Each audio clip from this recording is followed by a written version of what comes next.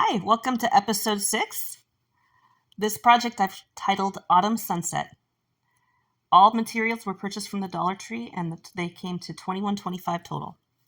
This is the look we're going to try to use for our inspiration. We're going to, of course, start with our large form, some decorative mesh, this lovely brown mesh tube that I found at the Dollar Tree, 2 packages of, they're called sweater pumpkins, 2 sticks of the mums.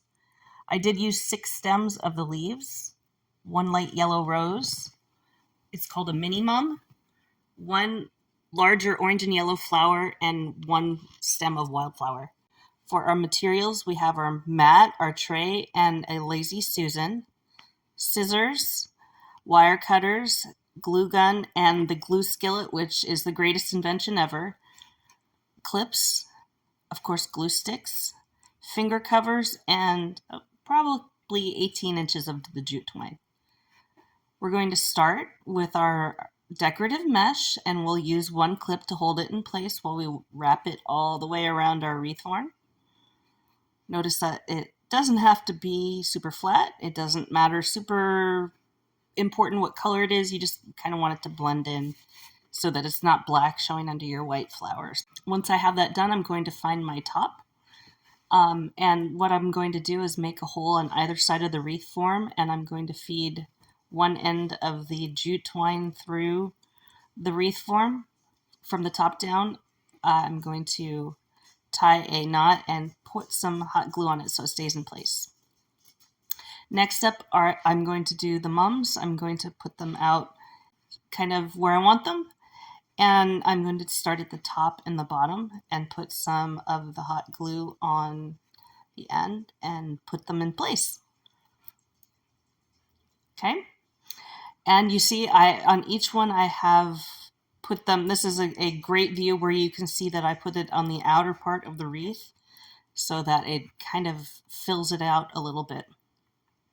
Next up is our mesh tube. And again, this is a good view here. At this point, you can see exactly what I've done. I've kind of put the clip in place, and then I hot glue above and below that on the mesh to hold it in place. And again, pro tip, make sure you don't let your clips stay too long if you happen to get any glue on them, because they will stay in place. So case in point, I had to take some of those off screen because they got stuck on a little bit. Once I did the inside, I'm going to do the same thing on the outside. And I do realize this looks a little derpy. Don't worry, it will come back. This is just, we will fill this in with other things. So it will have more than just the mums and what looks like crazy wire. All right, once we do that, next up, I put a single, I cut the leaves into a single stem, and I put 1 leaf between each one of my flowers so you would see less of the mesh. Next up, I am going to put my yellow roses, and on each one of these I left the leaf stem behind the rose, and I just kind of left it in place so that would just kind of peek out. Okay, after that, we are going to work on our pumpkins. And for our pumpkins, what I do is I cut a piece of the stem that I did not throw away.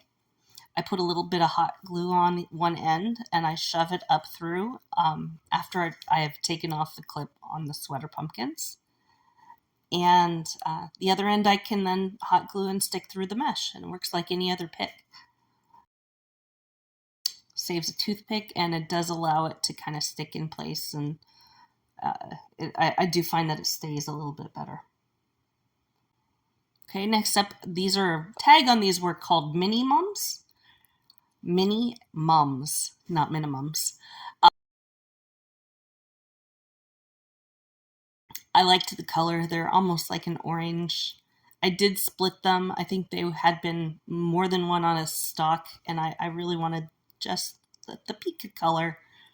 And you can see that in some instances, I'm cutting through the leaf that's underneath everything, because I do want to get all the way through the mesh so that the glue does hold onto that. That's going to really hold it in place so that this doesn't come apart in any high winds or anything like that.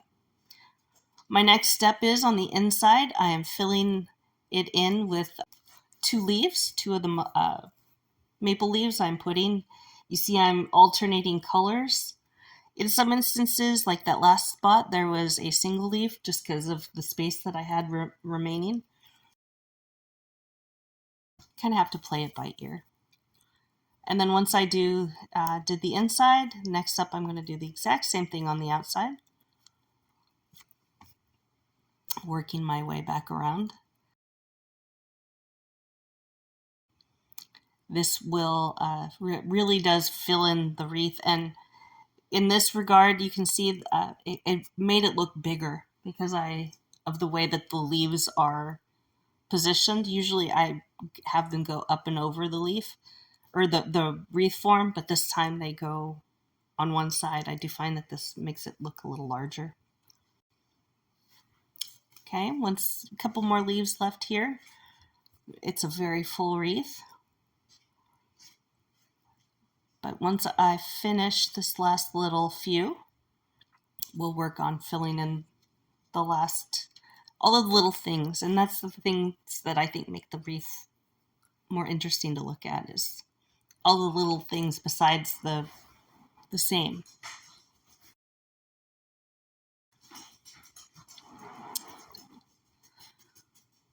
Okay, next up we are going to do our orange and yellow flowers. I don't know what kind of flowers they are.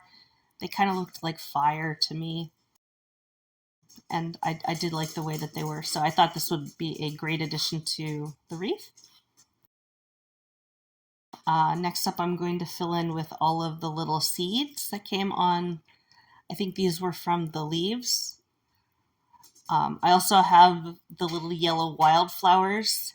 And as promised, I got rid of everything but the flower.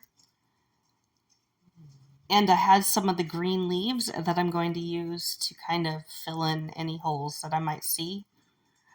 And just to add a little pop of green in addition.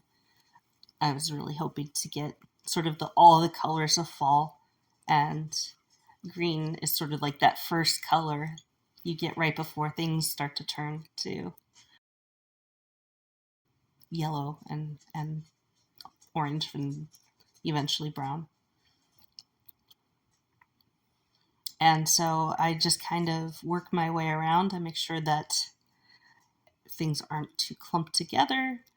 I don't put all of the seeds together and all of the wildflowers together. Everything is sort of evenly spaced throughout the whole wreath. And then finally is my fluff step, where again I pull the mesh tube up, I push the leaves to the back. This is my opportunity to position things where I want them to be.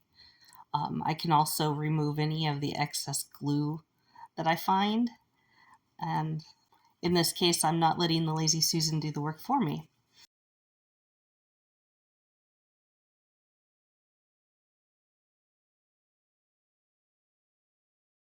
All right, here's my this. And this is my finished that wreath, the one that I just made. The differences being the mesh tube with the bottom, the beehives I used with the this, and instead of beehives, I used the pack of sweater pumpkins in the bottom wreath. Drop me a comment and let me know which one you like better.